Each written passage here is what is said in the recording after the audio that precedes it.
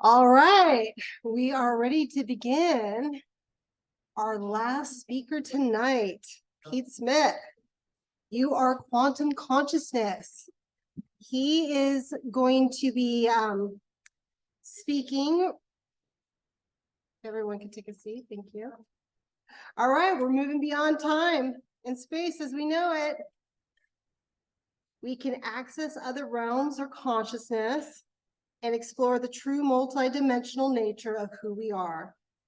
We can access alternate realities, parallel lives, and our interdimensional consciousness. Pete Smith will share the philosophy and background behind his work and where it contributes to the shift of consciousness for humanity. His book, Quantum Consciousness: Journey Through Other Realms, documents the philosophies, the methodologies, and case studies behind the quantum consciousness experience. An out-of-body journey that embraces alternate realities, parallel lives, and interdimensional consciousness. He was president of the Michael Newton Institute and now serves as an advisory capacity for matters regarding Michael's legacy. He is a contributing author of Memories of the Afterlife, The Little Book of LBL, and Wisdom of Souls. And he founded the Institute of Quantum Consciousness to embrace the synchronicities between some of the core principles of quantum physics and expanded states of awareness. For more information, you can go to his website at instituteforquantumconsciousness.com. And without further ado, Pete Smith.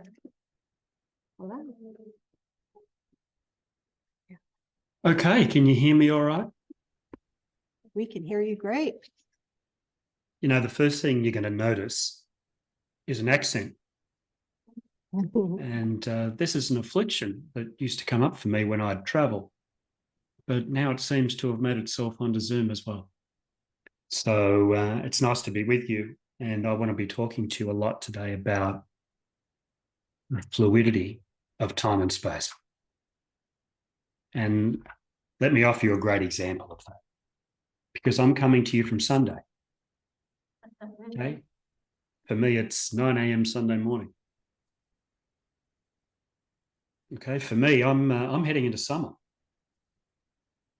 And technically, I'm in the Southern Hemisphere.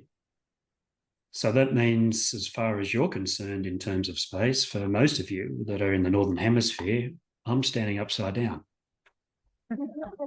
So that means that my crown is pointing to a whole different part of the universe than what yours is.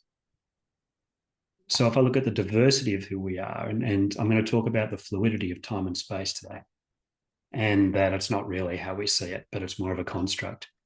And I'm going to quote some great people who feel the same way.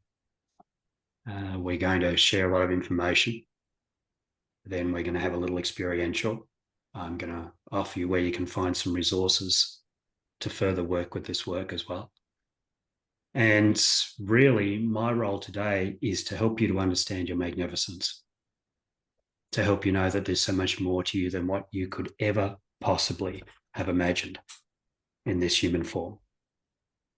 So I have some slides to show. I'm a big believer in pictures. They say a picture is worth 1,000 words, but I think it's what the picture offers you that goes beyond the words that really makes the difference. So I'm going to start with a screen share, and we'll move into some of these slides.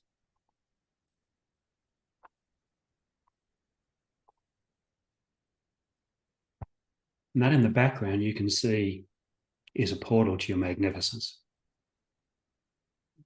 We all know that something is going on this planet. There's an awakening taking part that we all came here to be part of. And that's such a beautiful thing. And courageous souls turn up in these times. So my first message to you is thank you for being here. Thank you for being part of this incredible awakening.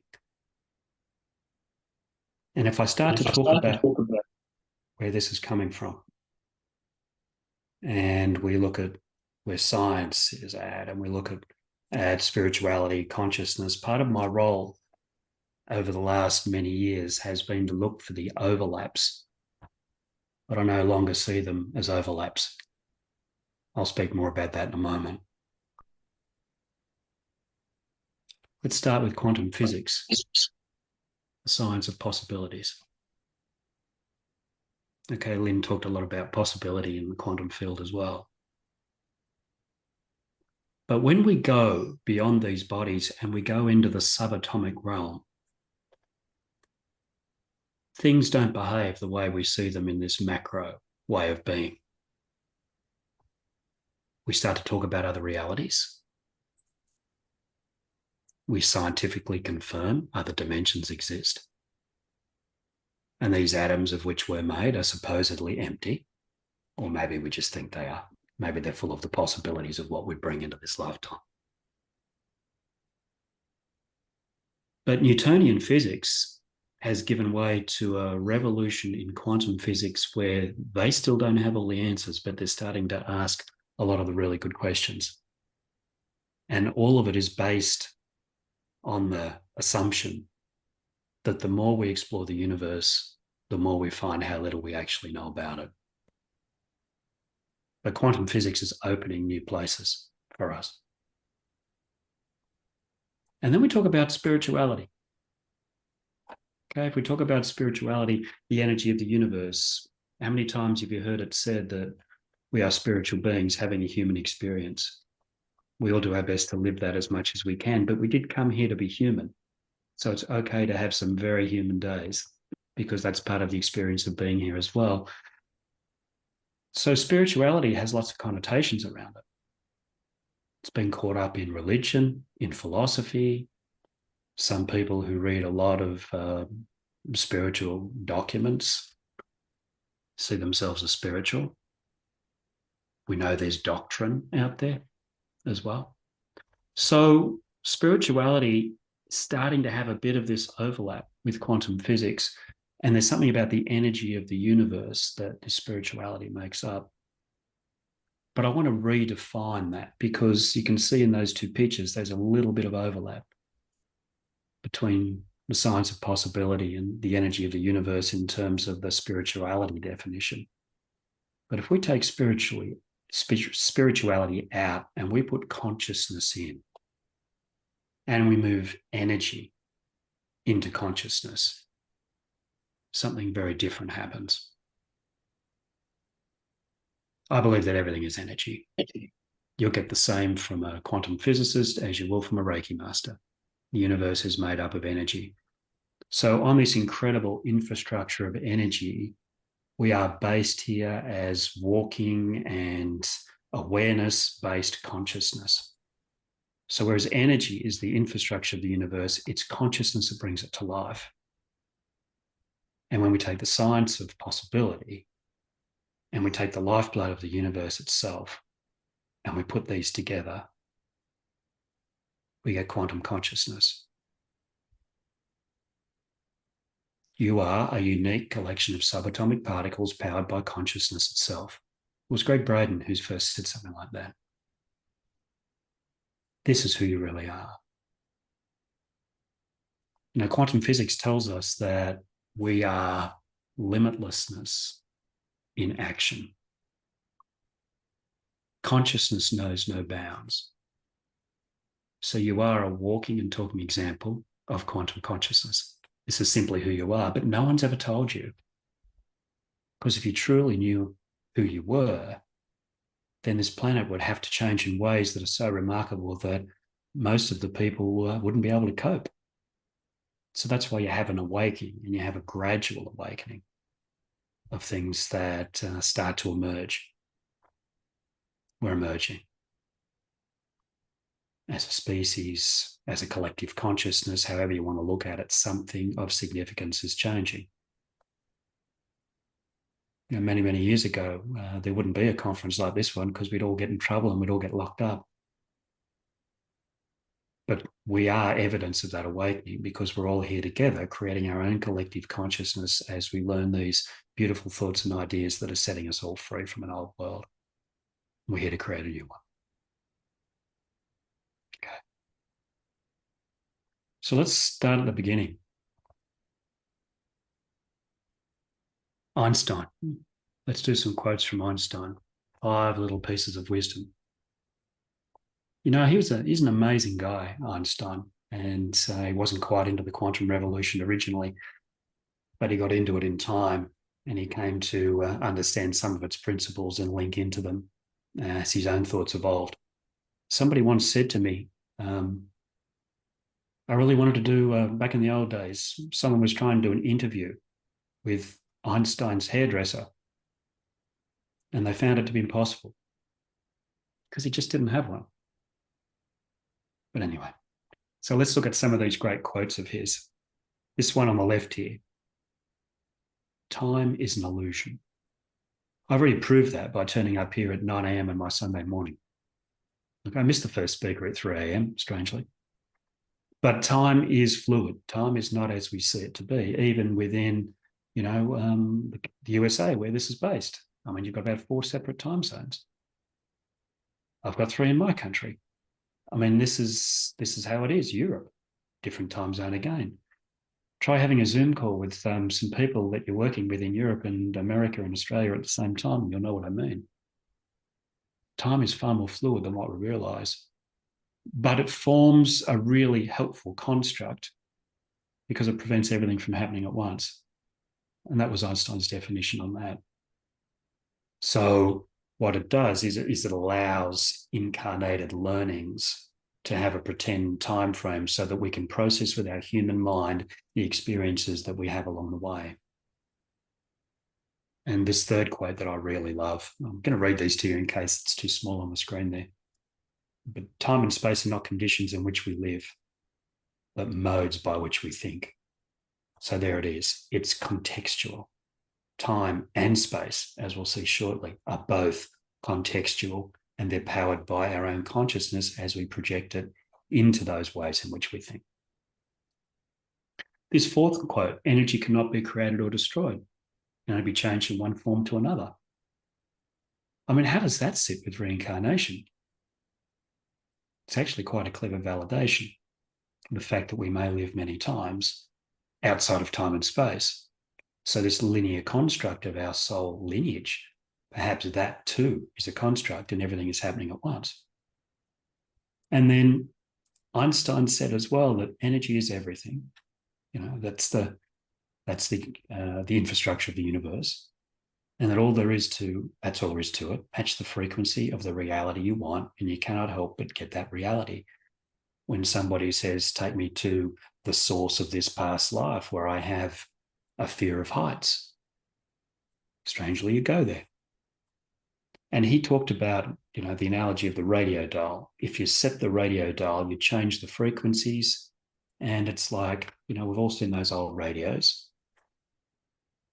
And we change the dial, and a new frequency comes in. Our existences across time and space are like those frequencies.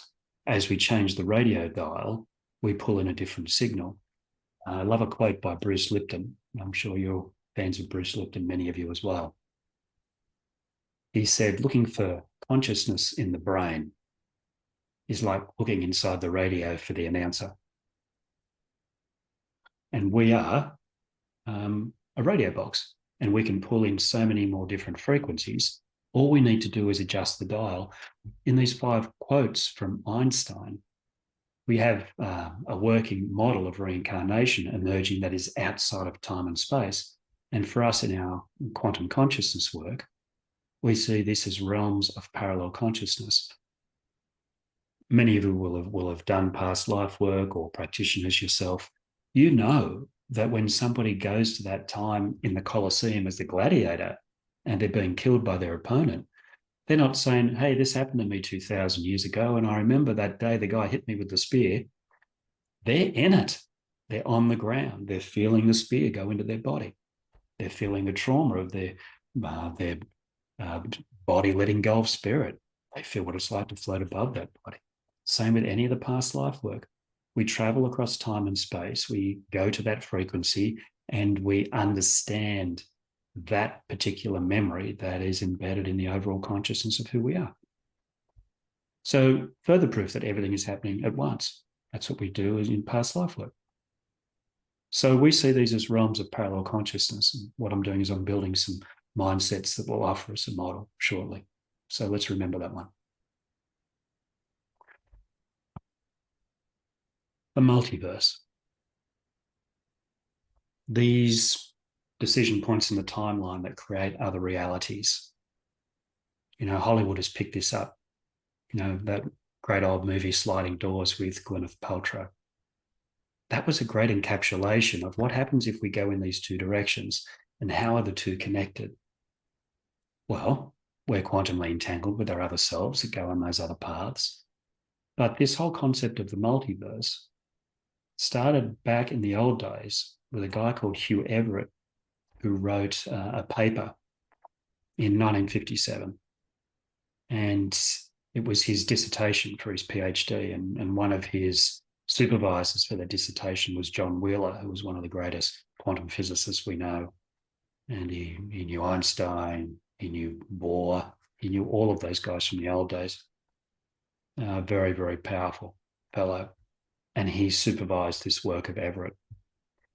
Everett postulated that rather than the wave function collapsing into a reality that we then observe, he postulated that it continues on in its superposition into all of these different realities, and the one we collapse through our own observation is only one reality of many. At the time, he really upset the world of quantum physics, and they thought he was a very strange person to be writing such a paper. But by the time he died, he was hailed a genius. So the many worlds interpretation, it starts to explain contents of quantum mechanics and the appearance in the world, because he talked about the fluidity of time and particularly space as these other realities started to form. People started to talk about doppelgangers, started to talk about other realities. But the beauty of that is we are quantumly entangled. Before that split in the timeline, before the many worlds interpretation came into being, the multiverse emerged, we were connected into one lot of these subatomic particles before we went in two directions. Beauty of that is that we can contact them. So in our modeling, we started to build realms of alternate consciousness, and we started to build other versions of ourselves to obtain information, to receive advice, to understand the background behind a decision that we've made. Okay, one more piece. When we go down below the subatomic level, and we said, well, what are the subatomic particles themselves made of? This is where the theory of string theory came in. And a lot of people saw it as more of a philosophy.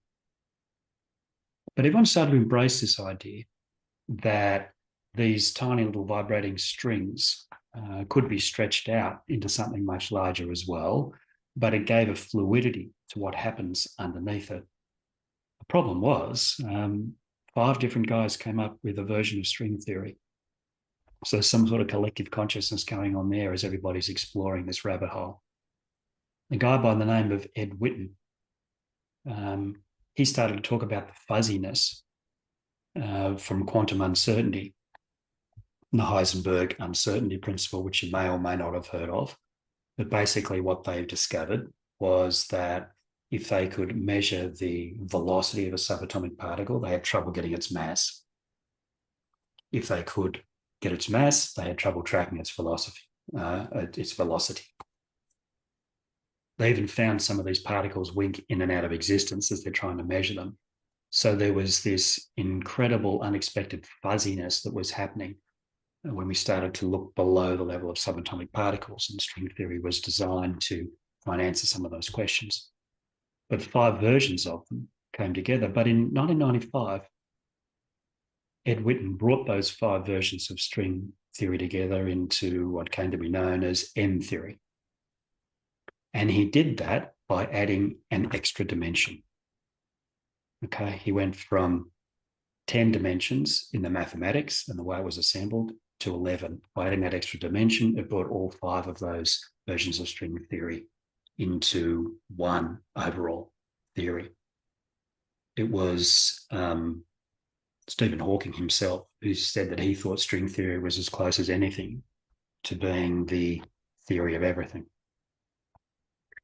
So what Witten did, adding all these other dimensions, if I talk about 11 dimensions for a moment, okay, up and down is one, left and right is another, back and forward is three-dimensional reality.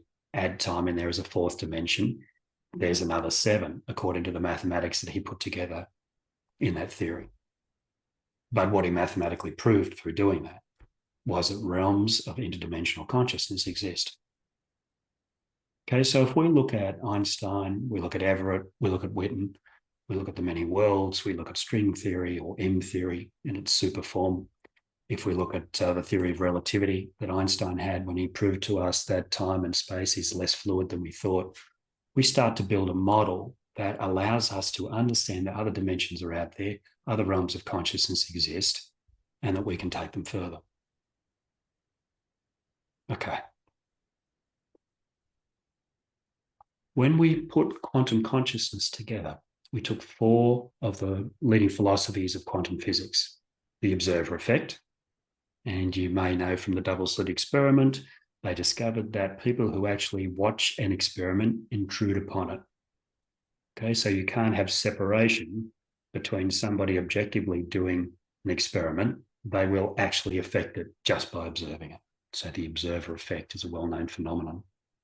Non-locality refers to the fact that everything exists in its possibilities. The electrons that we were taught at school with those lovely little orbits around the nucleus of an atom, they say now it more exists in a cloud of possibilities, that atom, until it collapses through the observation of the world, of the wave function. It collapses into one particular reality or heads off in the multiverse, if we embrace that theory.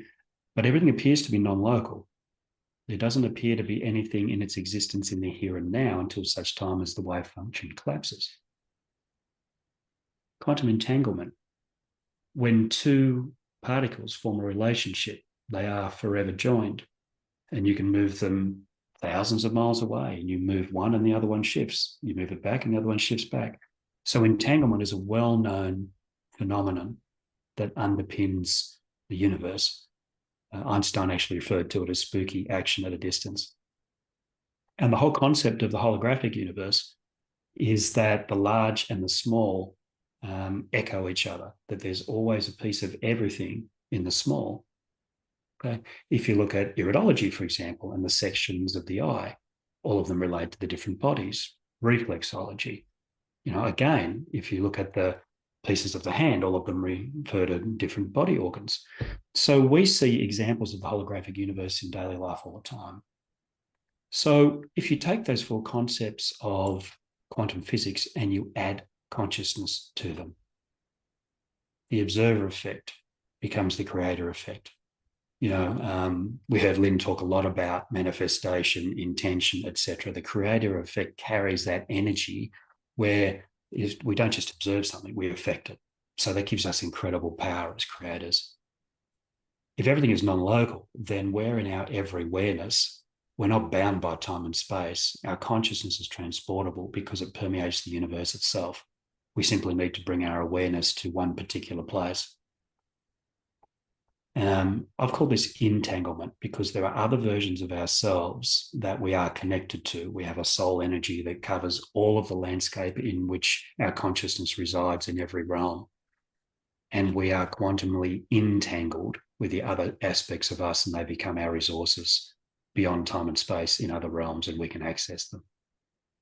And holographic healing, when I first did past life work many, many years ago, and I started off as a hypnotherapist and more a facilitator of consciousness these days, and have moved outside the realms of hypnotherapy rather than go down into trance. We tend to take people out of their bodies, more like an out-of-body experience. But holographic healing, I found early in the piece that if you had somebody with a pattern in the lineage of their soul, we could call in all of those other events from across their soul lineage. If they'd had 20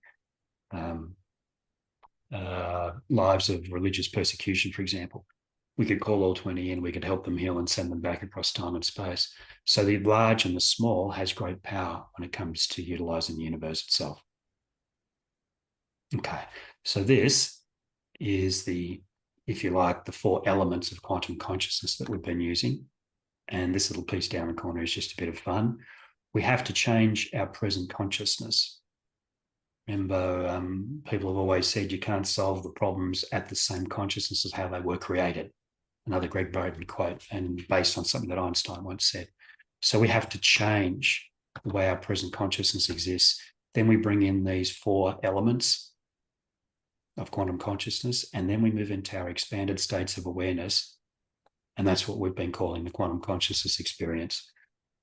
When I talk about expanded states of awareness, we have to move and expand beyond this human form, beyond our human intellect, beyond any defense mechanisms that we hold in our mind, beyond our sense of self in this. We need to move out into a universe that allows us the freedom to be able to look at things from outside the body. Those of you who have studied or even had a near-death experience will know the power of moving the consciousness outside the body and looking back. It's an incredible part of exploration that we've been offering our people for a while now. Okay, so here's the model that we came up with. And this is the model that we use in the quantum consciousness experience. It starts here with our present consciousness that we change. We take people out of their body, we take them into a state of being that transcends time and transcends space. And as we move them out of their present consciousness, which remains their anchor point, because this wonderful portal that we're using for our clients, we're still speaking to our client, but we're speaking through our client about our client. I'll explain more about that in a moment. First realm we started to look at, and we would journey through these realms or to any in particular who come forward. Stored consciousness may hold incredible things in this timeline that we do know now. We may speak to a 5-year-old, and we always think, oh, inner child work, childhood trauma, 5-year-olds coming forward. In this out-of-body type experience, a 5-year-old might come forward to remind us to have fun, to remind us what it was like before you had a world of responsibility. These are the frequencies that I'm carrying, and I've come across time and space to remind you. I've had many meetings with younger versions of me, with older versions of me. I've had great wisdom offered from people who are ahead in my timeline, different cases that we've documented in the books. So what we find is that we have incredible resources here that we forget about. They might come from the future. They might form advice. They might come from the past. They might be reminders of things that have happened. We will occasionally have a version of ourselves that comes forward that simply wishes to transcend that which they've been trying to deal with across time and space, and we do that for them.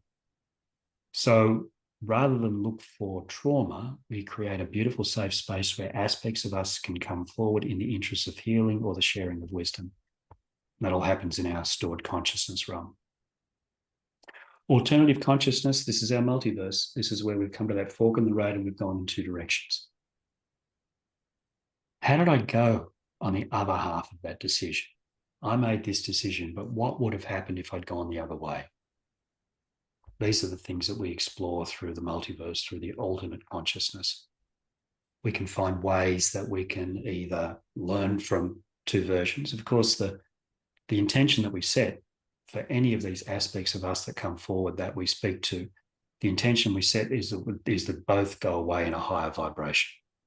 If someone comes forward and wants to share something, they feel good about sharing, we walk away with the wisdom.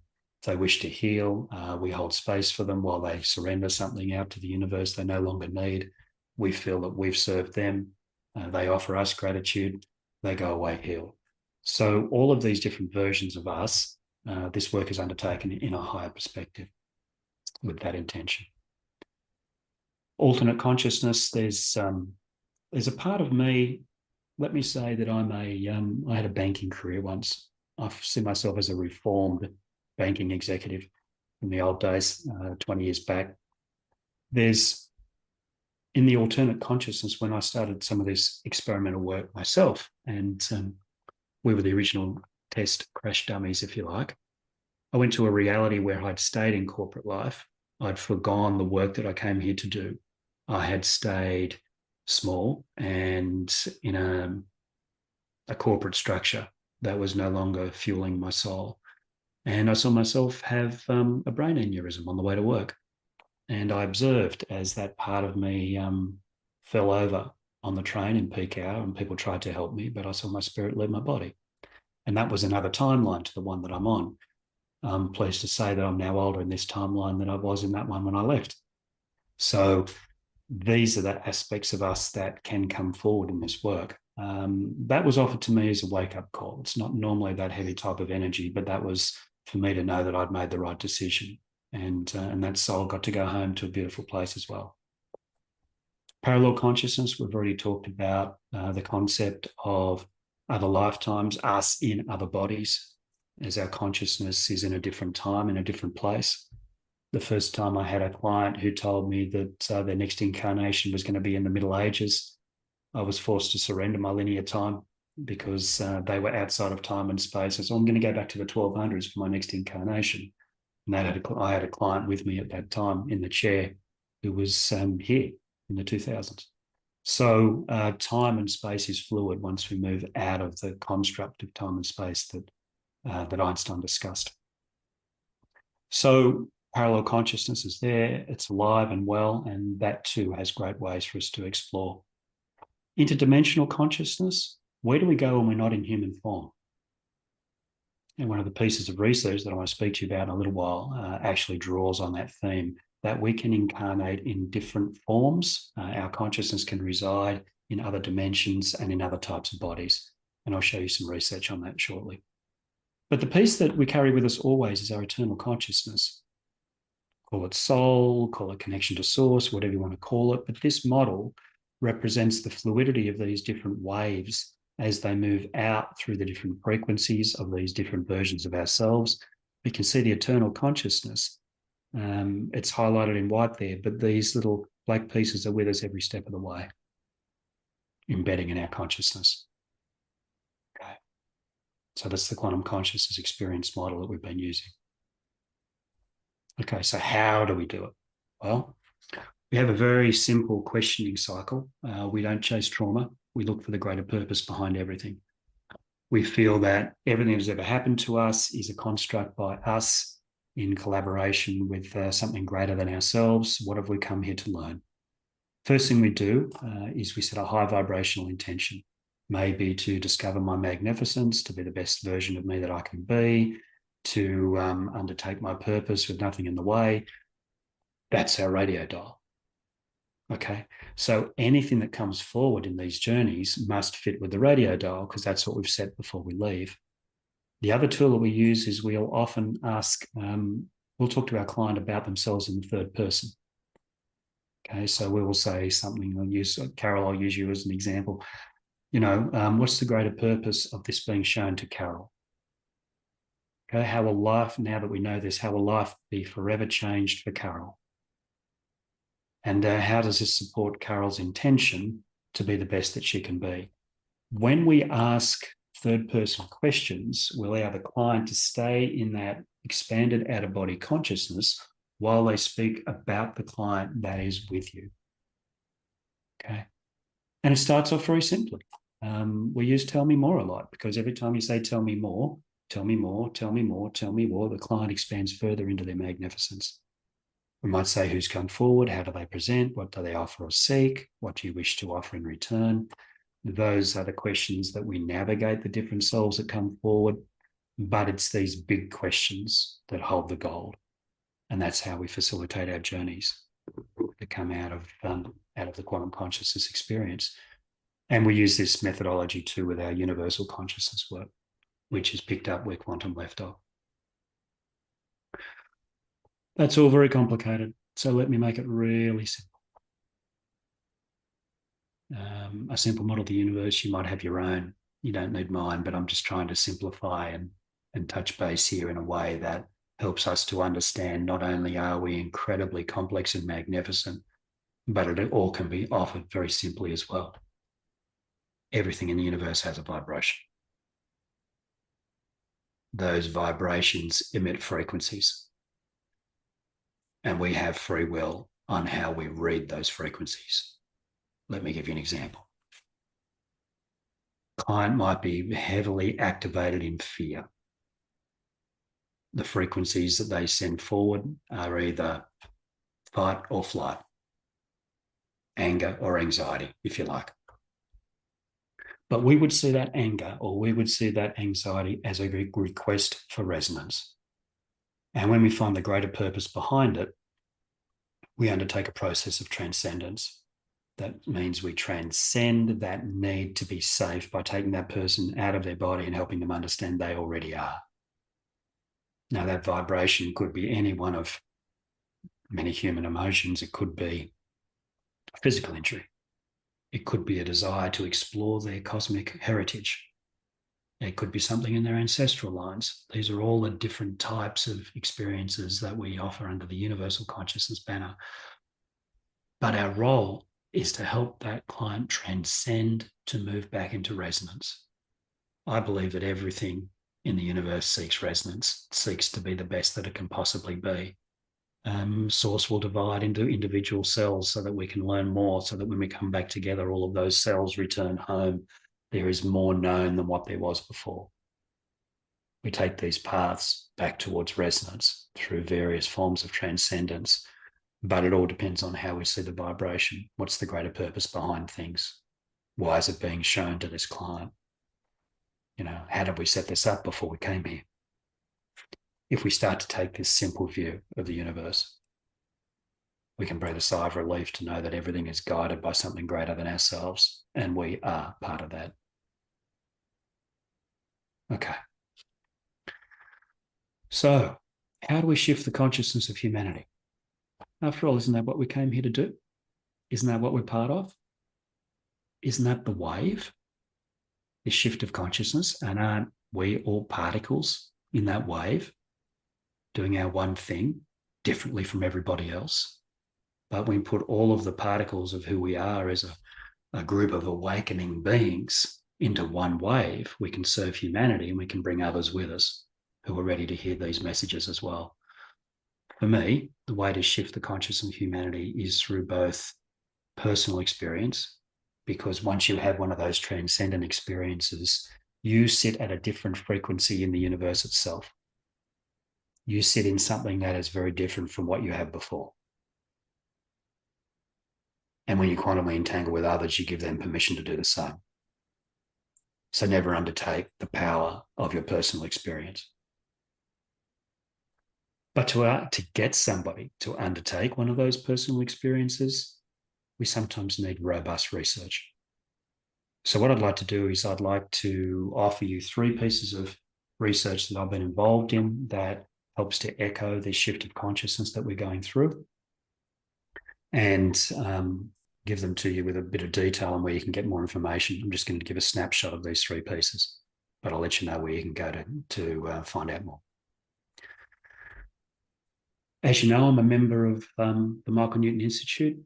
I currently sit on the advisory board, the leading group for that organisation. I was president for about 10 years until we changed our structure and moved to more of a board type capacity than just a presidential role, because the organisation just got too big. When I retired as president, my job went into 4 different roles. So we looked at the events of the last few years, and everybody has their own personal experience of the COVID-19 phenomenon. And we recognised that and we understood that, what we thought our role was at the Newton Institute. And let me just define our role as the Newton Institute, and if you haven't heard of Michael Newton's work. Michael worked out where you could take people between their incarnations. Where do we go between these different lifetimes outside of time and space? And he mapped the spiritual realm, a place of higher consciousness where we plan and debrief each lifetime. And we have a sweeping view across the lineage of our soul in those places. We have contact with spiritual guides, spiritual councils, a world of energy and unconditional love. And he taught us to take clients into a space where they leave an incarnation, they cross over into the spiritual realm, and we can ask questions about this lifetime here. Okay, he did 7,000 cases before he published his first couple of books, Journey of Souls and Destiny of Souls.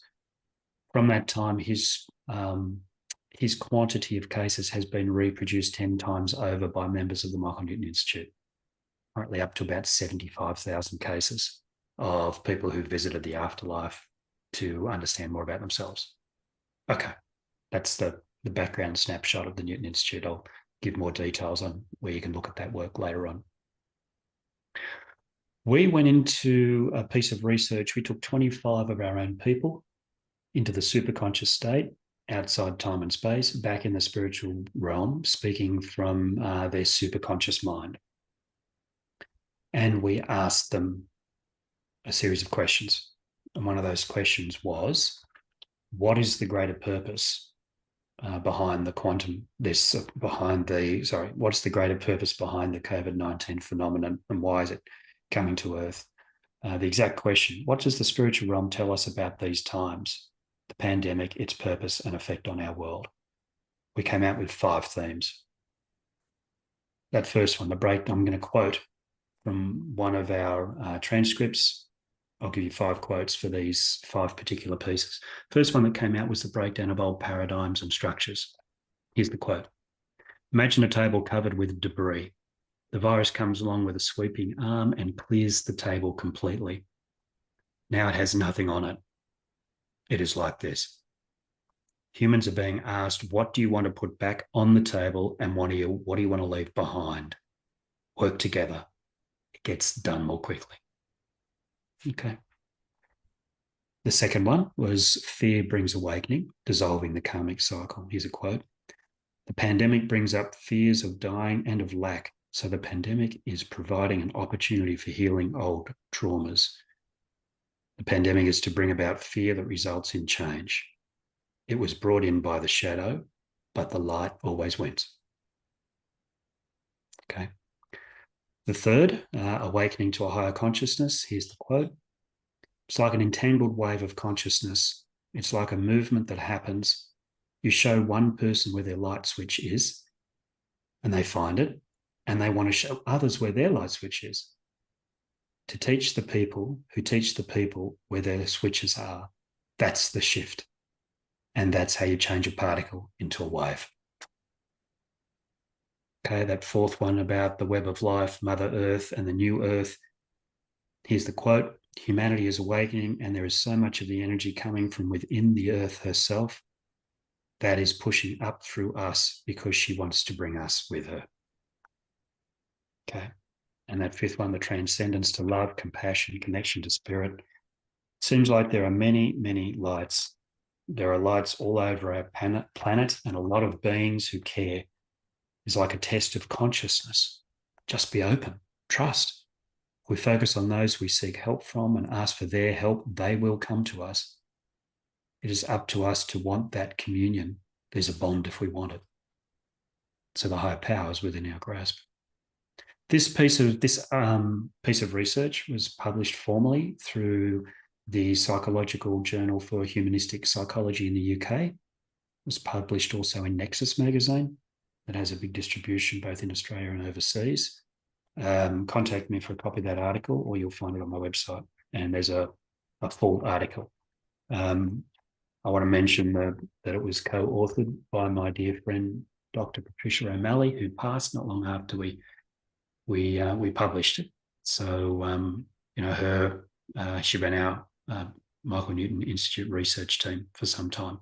So we co-published that document together. So, if you want to know more, let me know.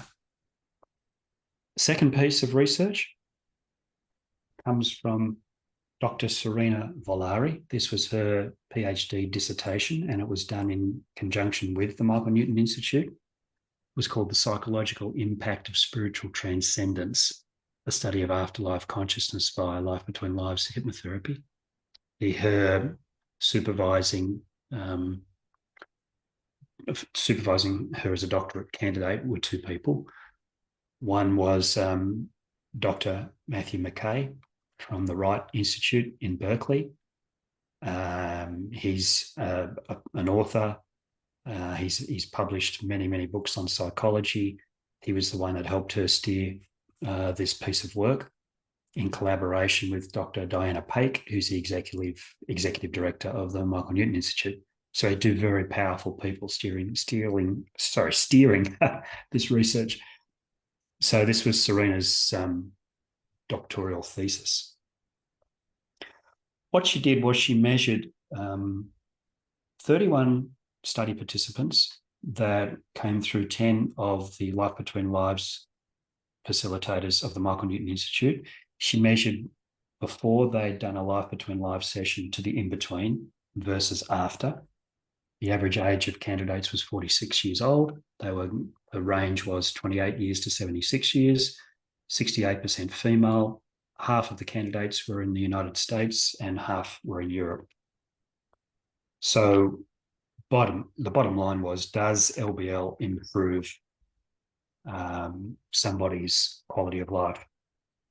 Now, she used a number of psychological, well-known psychological measures, 5 under psychological well-being, 1 under spiritual well-being, and 2 under life purpose. They were measuring statistically measuring the scale. Variable was depression, anxiety, fear of death, resilience, psychological inflexibility, spiritual connectivity, presence of meaning of life, and search for meaning of life. So you can see that this is a quote from that doctoral thesis. Psychological well-being will increase for participants after they experience Life Between Life hypnotherapy, an increase in the presence of meaning of life, spiritual experience and resilience, a decrease in the fear of death, depression, anxiety, the search for the meaning of life, and psychological inflexibility. So I'll quote one more piece from this. One primary takeaway from these results is that the phenomenological experience of afterlife consciousness, rather than the belief in it alone, okay, is a driver of positive psychological change. Okay, it's not enough to believe in the afterlife, it doesn't change your life, but when you experience it for yourself, that's what really makes the difference. Okay, again, if you want to get in touch with me, I can put you in touch with Serena if you want to know more about her work. Okay, a third piece of robust research, and this was one that I undertook myself. I mentioned the interdimensional consciousness earlier, and we took people through the quantum consciousness experience. These are cases, 111 cases, done by 33 different facilitators that are trained. And their idea there was, where do people go when they move through the realm of interdimensional consciousness? Where is it that they go? Of the 111 cases, 80% of the candidates went to the experience of contact with an off-world being. They went to a pure energetic state. They had a direct experience of being another type of life form, or they received some sort of metaphoric message. That last one, I believe, was because that was the best way for them to integrate the information that they were given, because we all know spirit loves to use metaphor. Okay. So there were 2 major findings, those first 2 dot points now. The third one gives you the scope of the experiences. Those first 2 are major findings with some sub-findings. The landscape of the universe beyond our physical existence here embraces energy and light, and it is within our reach. Okay, so we found that, supporting that, we found that we can take someone beyond their body under the quantum consciousness experience to embrace metaphysical experiences. We found that there was a relationship between the client's needs here in human form and what their experience was. It's like the universe was responding to their intention and what they most needed. And this is a big one. There is life on other planets, and sometimes it may be us in other incarnational forms. Okay, because that's where a lot of these people went. And the fourth one is, we can contact off-world civilizations without using physical contact. And if you've had anything to do with the off-world industry, it's not so much the UFO industry anymore, but anyone who's had any work with the off-world thing, you would know that already. Usually when I get to this point, I refer people to a book by Howard Beatty, who's on our Zoom call today. It's called The ET Speak, and that clearly articulates that off-world contact. The second one here, we are offered an experience that we can understand and integrate. In fact, the universe speaks our language. The universe wants us to know about our transcendent states. It collaborates with our out-of-body experiences in order to put us in touch with something more than ourselves. We found that metaphor and analogy enables the integration of experiences during expanded states of awareness. It's like the universe is trying its very best to interpret to us through metaphor, through analogy, and through personal experience that we are so much more than we believe ourselves to be. We also found that the natural world is used as a powerful messenger for clients.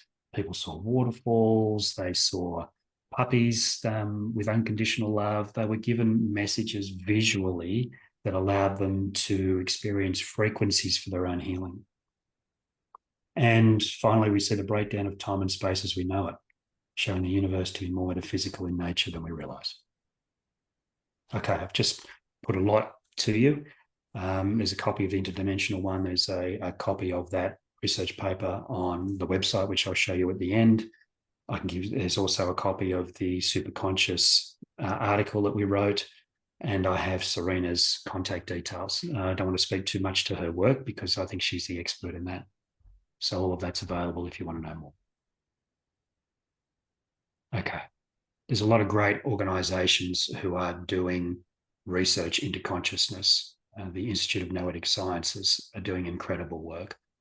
If you look at the Global Consciousness Project, for example, where they've got those random number generator machines set up around the world to track hits in the collective consciousness, the Earth's magnetic field, Schumann resonance, that type of phenomenon is being tracked. The HeartMath Institute, there's now starting to tell us that the brain takes instructions from the heart, not the other way around, but they're doing incredible work as well. The Monroe Institute, if you know Robert Monroe's books, Far Journeys, other ones, the hemisync type stuff, the out-of-body things that Monroe started, his whole institute is doing some great work as well. He was very much a researcher in the early days. University of Virginia, I'm sure many of you have heard of Ian Stevenson's work originally. That's now run by Jim Tucker, the Division of Perceptual Studies, as it's called, DOPS, as part of the University of Virginia. They're doing some great work there as well. Jim Tucker's written a whole lot of books. Stevenson wrote a whole lot before him. We've actually sent our people from the Michael Newton Institute there to present to them and collaborate a little as well. Of course, Lynn will love this one. ARE, the work that they're still pulling out of Edgar Cayce's readings is phenomenal. They're still publishing books every year. They've got their own publishing wing. Edgar Cayce's wisdom is continuing to serve us in these times. So they're doing some great work and some great publications. And of course, the Michael Newton Institute, which I've already mentioned. We've sent some of our people to the ARE as well to get some ideas from them about how to run a spiritual organisation. Okay, it's a busy slide and there's a lot there. So take a breath for a sec. Okay. I'll pause just for a moment and I'm going to check my watch. Okay, going well.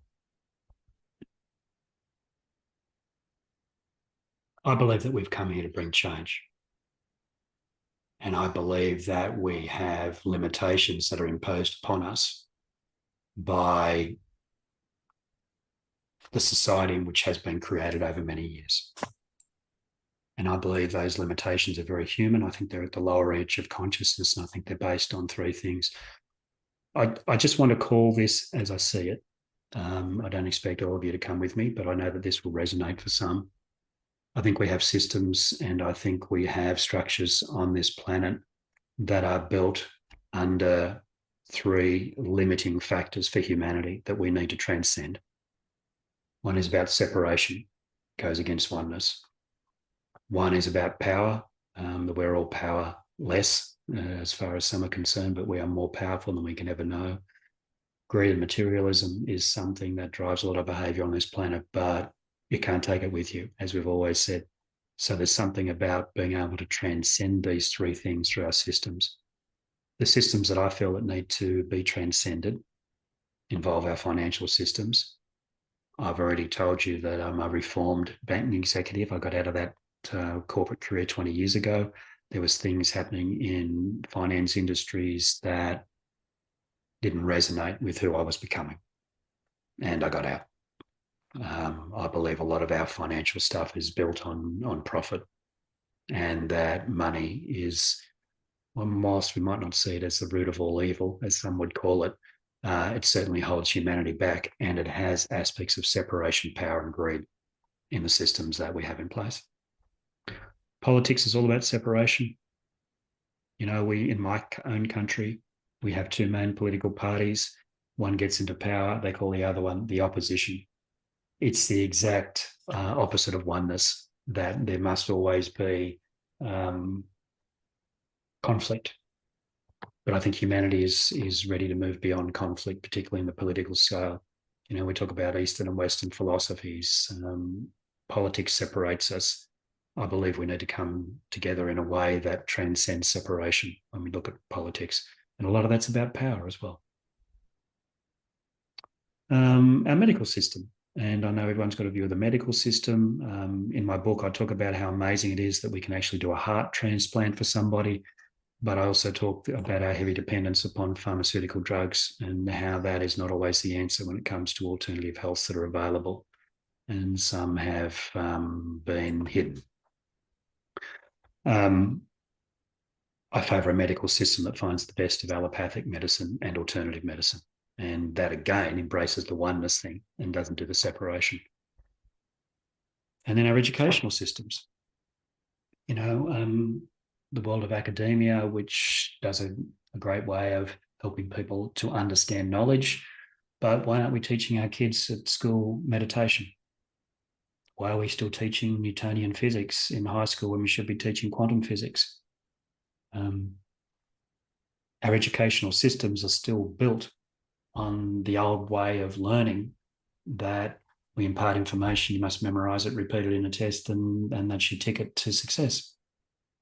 I believe that we should have different learning systems that start to embrace something that looks a little bit more like, you know, Steiner's philosophies, Montessori, Maharishi schools.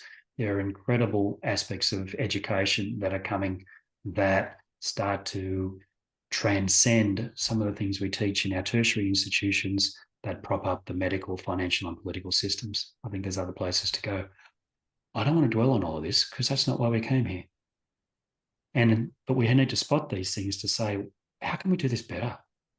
What can we do that builds a world full of light? What can we bring into our own energy that allows us to do what we came here to do?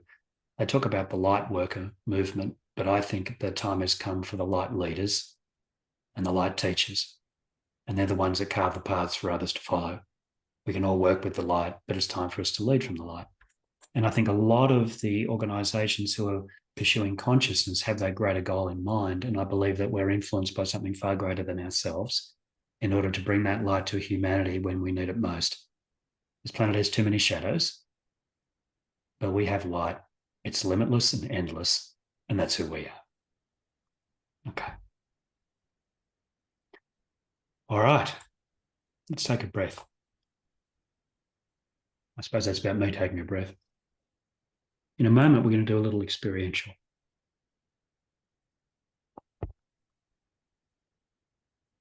What if we can create the future that we want? What if we can reach into the future of that multiverse and we can harness the particular frequency that brings us incredible wisdom? All we have to do through our own intention is to set our radio dial. So what I'm going to suggest to you, and let me talk about experientials. They can be anything that you want them to be. You can get a message. You can have an experience. You might just relax. You might just choose to observe. You might want to sit back and just watch. You might want to not be part of it. All of that is absolutely perfect. And what happens to you during this next little while is as unique as the individuals that we all are. So you can participate in this to any extent that you would like to. We're going to create a very safe exploratory experience. Okay. We're going to talk to a future version of you that has some wisdom to share. But we're going to set it up very carefully through certain parameters. I'm going to suggest to you that you become comfortable shortly, and you might need a pen and paper just to write down a few thoughts that may come to you. But one of the things that we've been exploring through what we call ultimate consciousness is we say, well, what's that going to be like? So we do this thing called +5. If you could have a conversation with the version of you from 5 years out, what would they want to offer you? Now, somebody once said to me, what if I'm no longer here in 5 years' time? What if I've crossed over to the other side? And I say to that person, well, you're going to get the best information of anybody, because you'll be able to have a beautiful message from your soul transmitted back across time and space. So however this emerges for you is perfect. Sometimes a version of you may turn up. Sometimes somebody else might step in and offer you a message, whatever it might be. But we're going to be very careful on how we set the radio dial. Okay. So this is the intention that we're creating. We're going to offer 5 years from now in linear time. If someone comes forward and they're further ahead, or not 5 years ahead, or they're 1 year ahead, that's okay. So we've got some, because time and space doesn't exist, remember.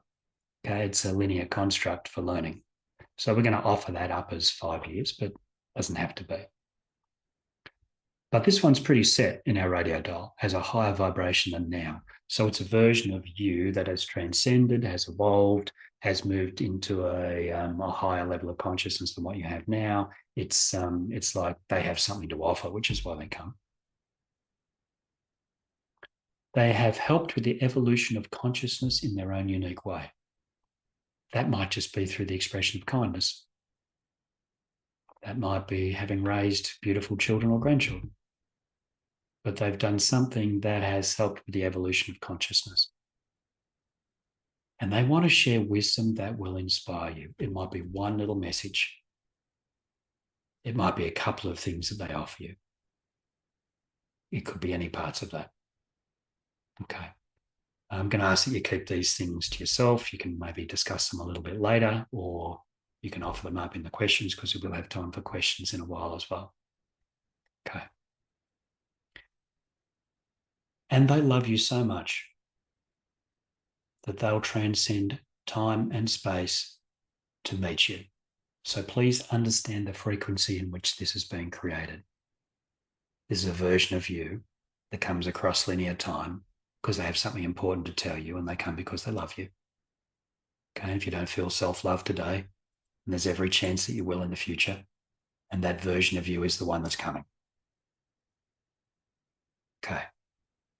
So 5 years from now, roughly, not exactly, doesn't matter, but has a higher vibration than now. They've helped with the evolution of consciousness in their own unique way. They want to share the wisdom that will inspire you. And I love you so much that they've come across time and space to meet you. Okay, now I'm going to stop my screen share because I want to be completely with you as we take this little journey together. And I'm going to ask that you become nice and comfortable, and that you allow yourself to just very simply, easily, and naturally take a beautiful breath into that body. That is your temporary home. And just feel, sense, and experience an inkling of your magnificence. It's always been there, just beneath the surface. And you felt it emerge at times. And you know that it's there. And there's an aspect of you that knows you are magnificent beyond your knowing. And that you are so, so, so much more than this beautiful person you've been told that you are. So we're going to send an invitation out into the universe to meet that aspect of you from the future that loves you so much that they'll travel across time and space to meet you. That they have wisdom to share, that they're in that higher vibration. and they care so deeply and beautifully for you. So as you take a breath now and you allow yourself to just start to expand your consciousness just that little bit. And as you breathe out of that body, you breathe your awareness out into a universe that transcends time and space. And then you breathe that universe back in again. This beautiful cycle of your awareness going out into a universe and the universe coming back into your being blends you in a way to the all there is that allows you to move beyond time and space as we know it. And you start to drift out of that body, out of the room that you're in or the place that you are. You drift up and away into a beautiful place that transcends time and space. And as the layers of the human self fall gently away, it's like a natural state of being is free. As you continue to expand, you are pure consciousness, gently embracing your divine state of being, beyond all human knowing and imagination.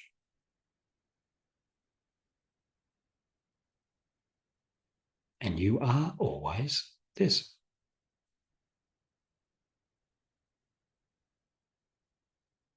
And in this moment, as this is remembered,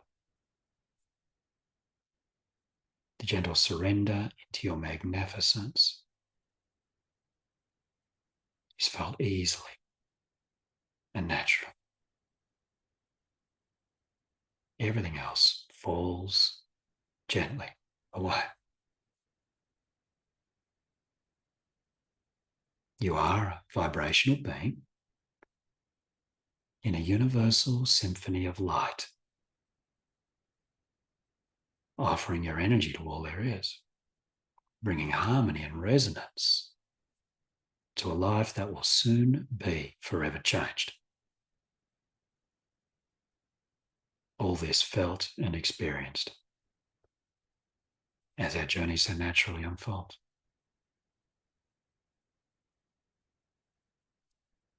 And now allow yourself to get a sense of being outside of time and space. And you sense the company of another. You sense their vibration of wisdom, high vibration. Get a sense of the unconditional love that has brought them to you today. You start to feel that resonance of their wisdom as they come before you. And you greet them and you connect. And a beautiful conversation starts that is like no other you ever had before. It's gentle, loving, and powerful. And as this connection continues, that beautiful exchange of wisdom unfolds. And you take a few minutes to listen.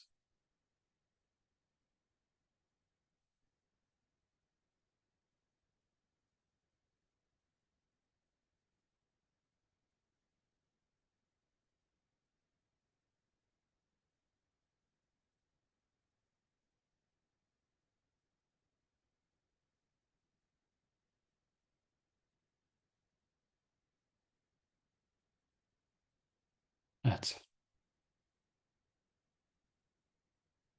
You feel the loving resonance of what you experience.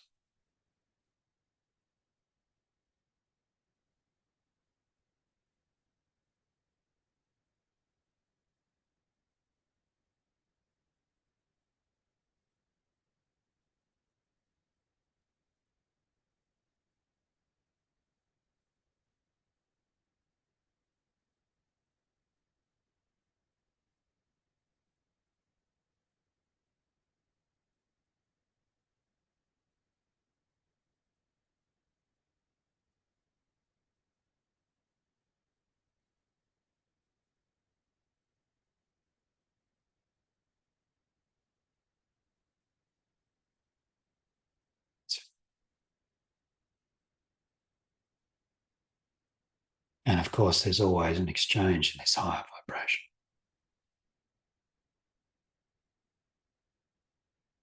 And there can be gratitude for them coming across time and space to meet you, whoever they may be. A beautiful exchange from the wisdom that's been offered, gratitude offered in return.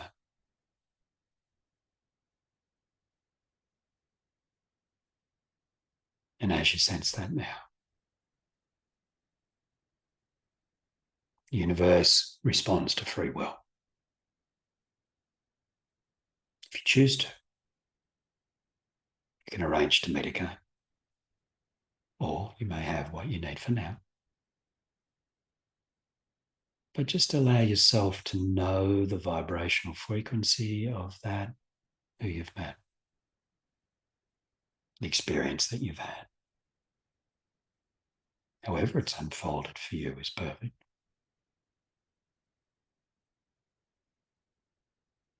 And know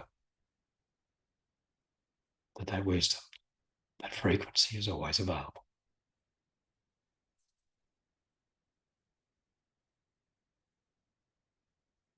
And as you get a sense now of this beautiful aspect of you, it's so expanded right now,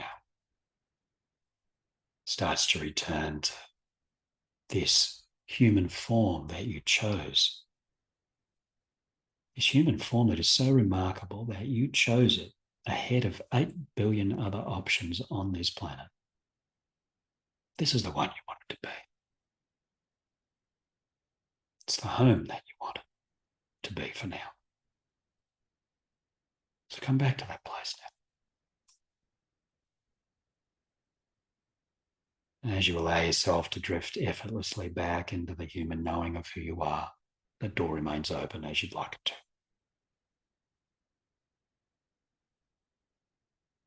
And when you're ready, you can drift back into this place. Jot down some notes that you may like to, just little reminders. And come back into this space.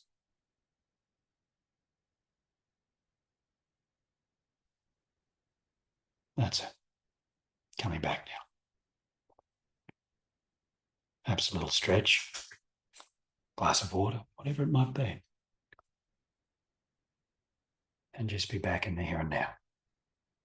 Back to the beautiful group that's assembled both there in the room and also across time and space on screen.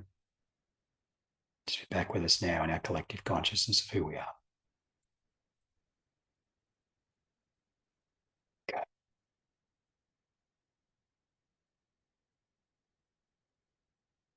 So I'm going to ask that when the room is ready for me to continue back there, everybody's back and a little bit centered, not completely, don't have to be. Let me know when you're ready for me to continue with the next slide. I'll just get you to call it there locally in the room.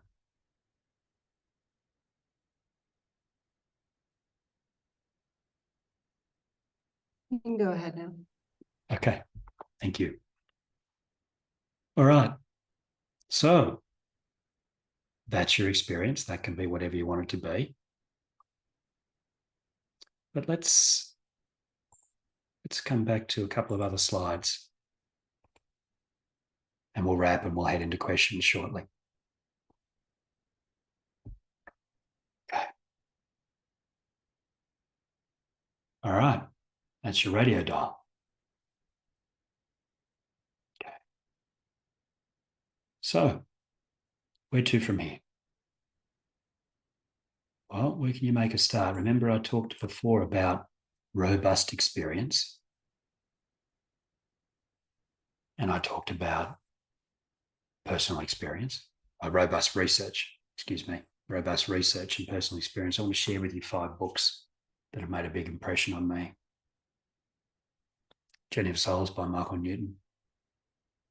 I took that book off a bookshelf in Borders Bookshop a few decades ago, and the world around me shifted. It was like an earthquake. It hit the building and almost fell over. That was the power of that book for me. And it helps us to understand where we go when we pass, the mapping of the spiritual realm. I know a lot of you have probably read that book, but for me, it's an absolute shifter. Gave that to my mother for Christmas one year. She broke down and told me about a near-death experience she had when I was 10 years old and had never told me. So this book opens doors like nothing else. Second one is The Holographic Universe by a guy called Michael Talbot. Michael Newton himself, when I started to explore the quantum, he recommended this book to me. Michael Talbot was a journalist. He was looking at the holographic nature of the universe. He quotes a lot of quantum physics in this book in a way that's actually explainable, because he's not a quantum physicist. He's a journalist that was doing research. It's a brilliant book. He wrote this book at 36 and then passed away at 37. So it's like once he'd written this book, his service to this planet was complete. So I recommend that book to you. Greg Braden, I've already mentioned Greg a couple of times in this presentation. His book, The Divine Matrix, his conscious keys of creation that he writes about, 20 or so of them in that book. It's a great understanding of who we are as part of an overall collective, and always an easy read, Greg Braden, and always full of wisdom. So that was a book that helped me to understand the infrastructure of the universe itself. Bruce Lipton, I've also mentioned, The Biology of Belief, a man who had to leave medical teaching at medical school because he no longer believed in what he was teaching. And he says that we're not victims of our genes. He talks about how we create the environment around us through our own belief systems. This is the intention. This is the stuff I mentioned earlier. Lynn spoke about it earlier as well. We create the world around us through how we see it. So if we could see it in this way of unlimited possibilities, what could we then create? A couple of times I've had hypnotherapy schools over the years, and I've always had this as one of my core texts. And this one, a book by Mary Rodwell. She talks about the awakening to our cosmic heritage. She talks about the children that she's working with families, those who have off-world memories, those who have connections to starseed networks. This book is a book of hope because it tells us that everything is going to change once the people who are incarnating onto this planet now, a lot of us have off-world traces. It's become quite a phenomenon at the Newton Institute as well, that we're seeing a lot more intergalactic type beings who are incarnating into human form. But this one's all about the kids. It's about the future of humanity. We listen to these children and we will find our future. And that too is a great book. Mary's based in Australia. I know her well. She and Howard and I presented at a conference a couple of years ago. I mentioned Howard's book already, The ETs Speak, Howard Beatty. So these are books that start to stretch you in new directions. If you haven't read these already, there's probably a few in the audience that have read all of them. So those are the ones that I recommend because they've been big changes for me along the way, helped me to understand what I was doing enough to be able to speak to you today. And then the personal experience. Well, there's lots of different practitioners, and you've got some wonderful ones there as well. Speak to Carol, speak to Smita, speak to the guys that are there at the conference because they have wonderful things to offer. Find a credible practitioner for listings. Michael Newton Institute lists people. Our Institute for Quantum Consciousness lists people as well. So, and word of mouth is great as well. If you've got some sort of a buddy, a consciousness buddy who says, I had a session with this person, it was great, go see them. A lot of the people in those two organisations, of course, work online as well these days. We've all had to go online. The universe made that a necessity and the work has gone global. So there you have it. Okay, quick info slide and then we'll head into questions. So I want to offer you 3 places you can go for more information. Institute for Quantum Consciousness, that's the website of the organisation that I founded to look at the overlap between science, spirituality, consciousness, if you like. on that website is different articles, different interviews, podcasts that I've done with people. There's a 9-stage journey called the Transcendence Adventure, it's all free. It's artwork that was taken into an untouched rainforest and filmed as a journey program that goes through 9 different layers. I shot that and put it out there for free when the pandemic, the government response to the pandemic had everyone trapped at home and people were struggling a lot. I put that program out there and a lot of people used it. There's also Conversations for a New World about encapsulating the future for humanity across 5 different parameters that are mentioned in a book that I'll talk about in a minute. And you can actually host groups where you talk about the transcending new medical system. You can talk about how, different leadership functions happen around the world that bring oneness. So there's conversations there that can start a new world. All the materials are there for people to use in groups. This big one here, the Michael Newton Institute, Michael Newton's most recent book published by our institute is Wisdom of Souls. We also have a quarterly research journal, Stories of the Afterlife, which comes out every quarter, which I contribute to. But we have practitioners that are based around the world in 40 different countries and 20 different languages now. Michael's work has spread that far. And the last one here is just my personal website for the offerings that I make: Quantum Consciousness, Universal Consciousness. I work online as well. And those are the 2 books that I've published most recently. My colleague Kim Kane is there in the audience somewhere, and she has some of those books for you as well. If you want to have a chat to Kim, ask her about Holly's School as well, where she's done her hypnotherapy background. There's some great things. Kim, can you give the people a wave just so they know who you are, if you haven't met them already? Okay. Great. So those are 3 places that you can go. Again, with my own website, there's articles, there's interviews, all of that if you want to explore this. And I welcome contact with anyone anytime as well. Okay. All right. Back to mission control.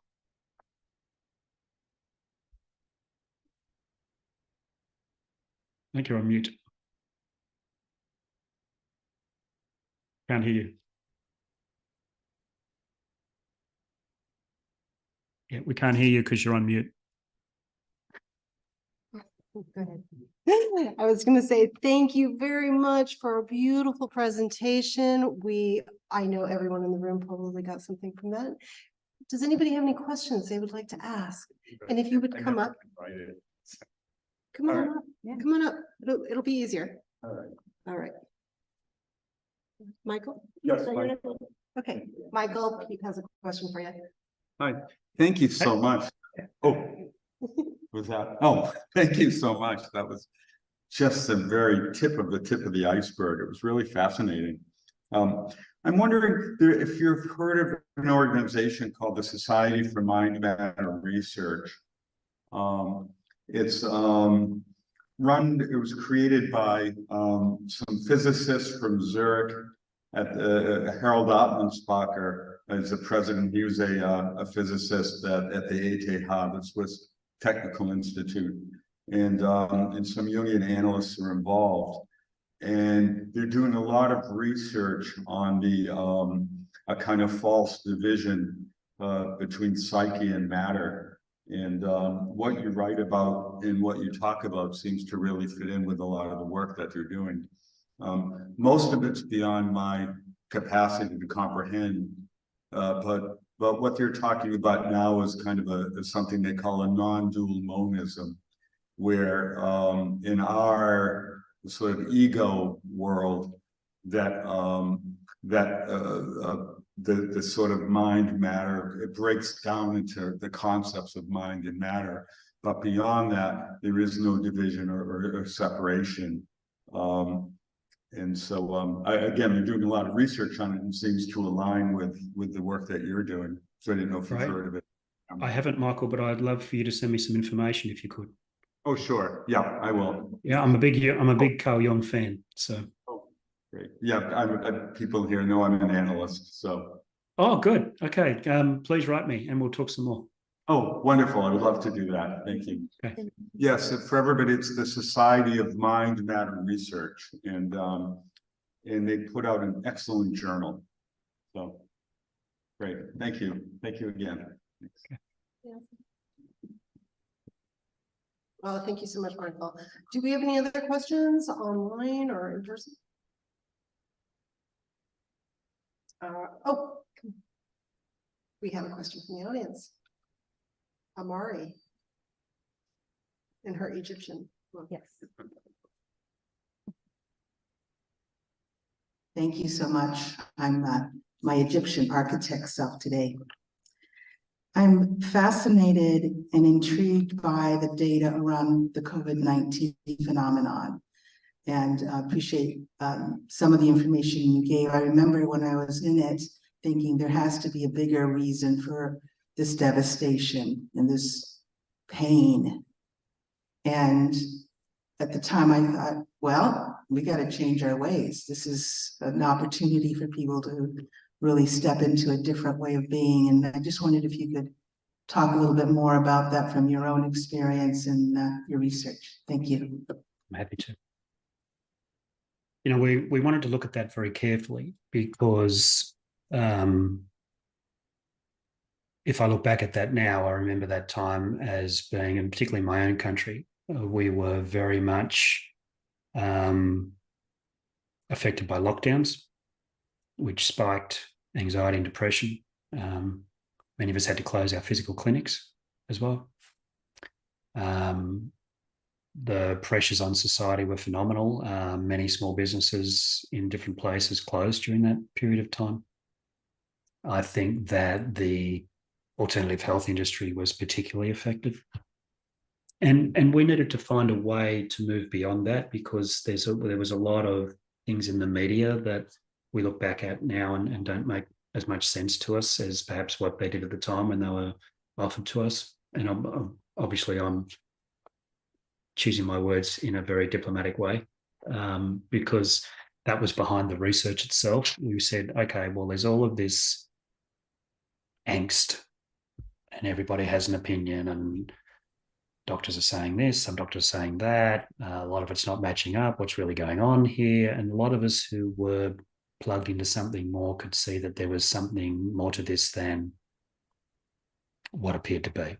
So when I spoke to Pat O'Malley, when she was head of our research area originally at the Newton Institute, when we took this work on, we wanted to make sure we completely transcended the human condition in order to get the information that we did. We wanted to go straight to spirit and look back and then offer humanity the messages that we needed. So we didn't get anything about lockdowns, vaccination, medical system. We didn't get any of that on the ground stuff. We got something that was far more powerful. It's like we rose above all of those conversations that people were having, and we got something that was very pure. And I've given you a snippet of it, but the article was published in a couple of different places. And if you want to make contact, I'm happy to send you a copy of the Nexus magazine or the Humanistic Psychology one that was printed. What it boiled down to at the end of the day was we need to make a collective decision about whether we choose love or fear. Okay, always it was, it's love or hate, or it's courage or fear.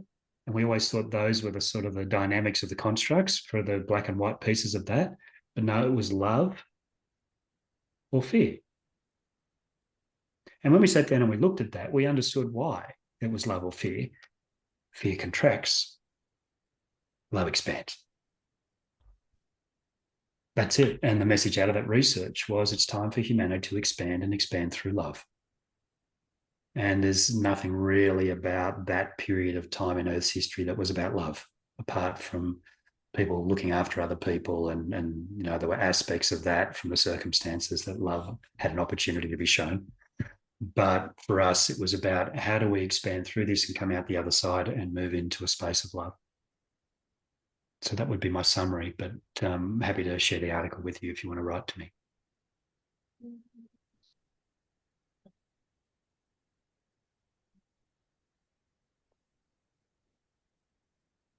Give it a second.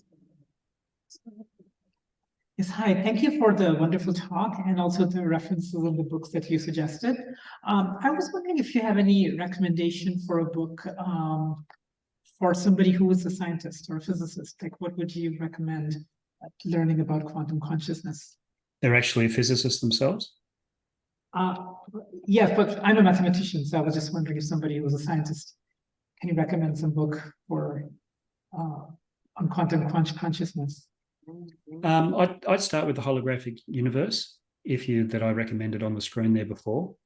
There is some pretty strong linkages back into quantum physics, Carl Pribram and other people like that who are well known. Even my quantum consciousness book, I do reference a fair bit of science. I have a deep respect for you as a mathematician, for somebody who struggled through maths at high school. So that's fantastic. And what I love about some of the things that I shared today was the mathematics behind M theory makes sense. The mathematics behind, a lot of the stuff that, they did in the many worlds interpretation, the maths makes sense. Now, I haven't checked the maths myself. I just trust those guys. You might do a better job of checking the maths than me. But anything that you do that stretches the scientific part, a lot of people are pitching themselves talking about quantum physics, but stretching it towards consciousness. Greg Braden, Bruce Lipton, all of those guys are doing that sort of stuff. But I'd recommend the holographic universe as a great place to start. Michael Talbot. Thank you. Does anybody else have a question? I've got one. I'm online. Hi there, Tom. Thank you, Pete. That was a great presentation. I really appreciate it. I wonder how the quantum consciousness concept has been impacted or is being impacted by the work of Donald Hoffman, his case against reality, and the idea that consciousness itself is the primary substrate of reality, and that time, space, and matter are all just emergent properties of consciousness. That echoes a good truth for me, Tom. I'm not familiar with his work. Has he written some books? He wrote a wonderful book in 2019 called "The Case Against Reality." Okay. And it actually is very consistent with. He's a scientist, but it's very consistent with Hindu philosophy, with say Vajrayana Buddhism, where everything is spirit and everything else just emanates out of that. So it's I would think that it would be completely consistent with quantum consciousness, but I just wondered if there'd been any specific response to it. I guess there has not. I haven't looked at his work, but I'm writing that down, and I'd be great. Donald Hoffman, Yeah. The Case Against Reality. It's really wonderful book. Okay. I like the way that shapes up, just from the small amount that you've told me. I mean, we all have those days when we're stuck in traffic and it's starting to annoy us, and we say, it's just an illusion. It's just an illusion. It's just an illusion. Right. And the idea is that there's one consciousness. Instead of trying to take everything in the universe that seems separate and make it one, the concept behind this is there's one consciousness. Yeah. We're just all part of it. Yeah, there was a quantum physicist that said, it's within us instead of us being within it. I like it. There was a quantum physicist, I've forgotten which one now, but he made a quote: the more of this work we do, it looks like the universe is just one big thought. Right. So yeah, great. I'll have a look at that. Thanks, Tom. I appreciate it. You have another question? I heard somebody. Okay, you have a question? Oh, one more question. Come on up.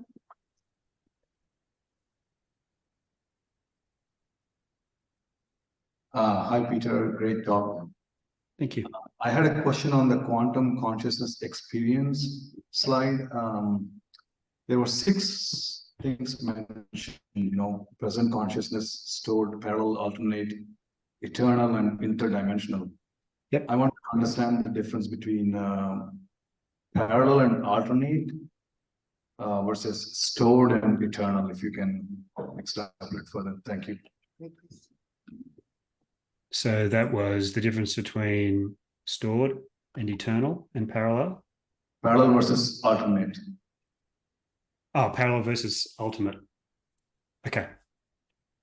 Parallel we referred to as when we take on a different body. For example, if you think of that of past lives outside of time and space. Okay. Ultimate consciousness is a different construct that we've built that's not actually in that model, but that is similar to what we might have done today in the experiential. But we actually work with a client to set their radio dial to a version of them that comes from out of the multiverse that has for them what they most desire on the back of a certain decision or a project or whatever that may be. We find that them that has the answers, we bring them into the here and now, and we blend consciousness with that person to superimpose those frequencies from the future onto this person. So ultimate consciousness is a separate journey. Parallel is past lives outside time and space. And did you say eternal as well? Eternal versus stored. Eternal versus story. Sorry, I can't hear you guys. Eternal versus story. Okay, so stored is the timeline that we're in now. And that is this linear construct, if you like, and what are the pieces within this particular timeline that offer us opportunity. Eternal is the soul essence that permeates all of it, all of our different expressions of consciousness in any of the different realms. If that confuses things further, you've got Kim there and she can show you those pieces in the book. So you can have a look as well. Great. He said thumbs up. He's going to look at the book. Thank you so very much. Does anybody else have any other questions? Oh, let's give him a big round of applause. Kudos to you. Pardon? Thanks, Howard. Oh, okay. We have a couple things we want to give. Oh, Howard has a question real quick. Howard. Oh, Pete, on Tom's question about David Hoffman, there's a couple of interviews with David Hoffman on YouTube. I'll send you some links to give you a kind of a preview of his philosophy. Yeah, I'd love that, Howard. Thanks so much. You're welcome. All right. It looks like we're wrapping up. So thank you. And I'm going to go through a couple quick things really quick. Pete is going to be our speaker in our Reincarnation Book Club on November 18th. It is the Transcendence of Celeste Kelly. And it's in the back of the room if anybody would like a book. And then we are going tomorrow, we're going to have Carol speaking here in person at 10 a.m. And she's going to be speaking on We Are God's Stories. We're going to meet afterwards at Santana Row for lunch. And then we are going to follow up at the Winchester Mystery House at 3:30 for a 3:30 or 3:40 walkabout with the House with Spirit Tours. And then in the meantime, we have some books. Here's Smith, we're going to give away right now. So the first person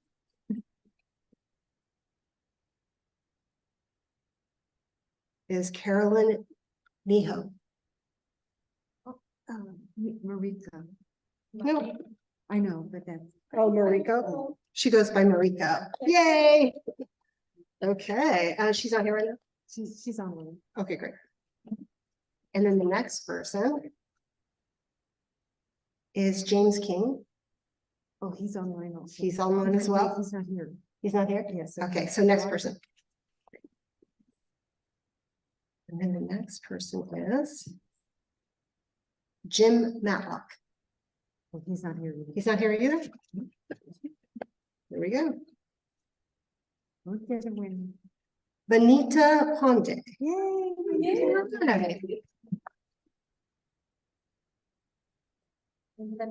Yay. Thank you so much. You're So doing welcome. Welcome. All right, and then the next person is Cynthia Deck. She here? Where did she leave? No, she's not here. Okay, we have another person. Celia Tuttle. Oh, Celia's not online. She's online. Okay, great. That one here. And then next person is Vaughn Lovejoy. She's not here. She's not either. Okay.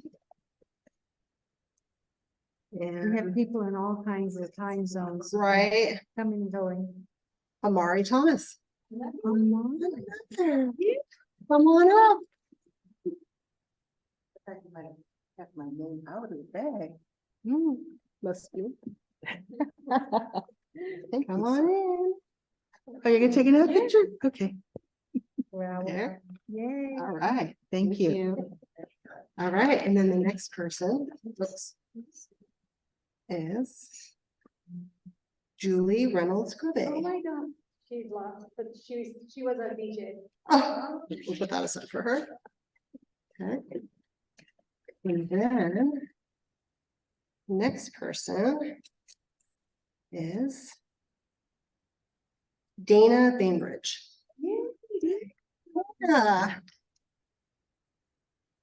Dana is our reverend here.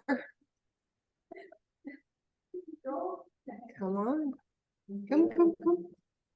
At the Urban Sanctuary, this is our Dana. Thanks for coming. Thank you. And we have one last book in this giveaway. And that's Monica Metz. She's online. She's online. Okay, great. Thank you. Yay. All right.